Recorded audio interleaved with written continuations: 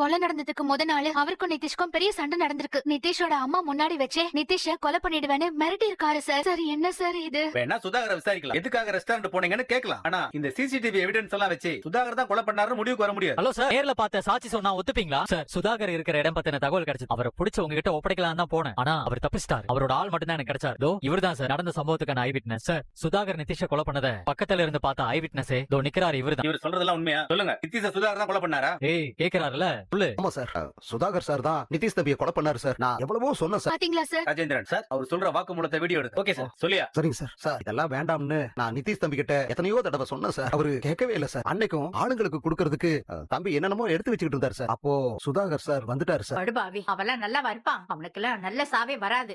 அவனோட மகன் வாழ்க்கையை அழிச்சிட்டு நம்ம இனியா வாழ்க்கையை அழிச்சிட்டான். ஏமா அந்த ஆள் போலீஸ் கையில மாட்டுவானா இல்ல பணத்தை கணத்தை கொடுத்து சரி பண்ணிடுவானா? அதெல்லாம் விட மாட்டாங்க. கண்டிப்பா போலீஸ் பிடிப்பாங்க. தண்டனை எல்லாம் வாங்கி கொடுப்பாங்க. அவனுக்கெல்லாம் சாதாரண தண்டனை பத்தாதுமா. சாகுற வரைக்கும் அவனெல்லாம் ஜெயிலே போடணும். நல்லா கஷ்டப்படும். வந்துருவாரு இனியா. அவரை கூப்பிடதான் செழியனும் எழிலும் போயிருக்காங்க. இன்னும் கொஞ்ச நேரத்துல எல்லாரும் வந்துருவாங்க.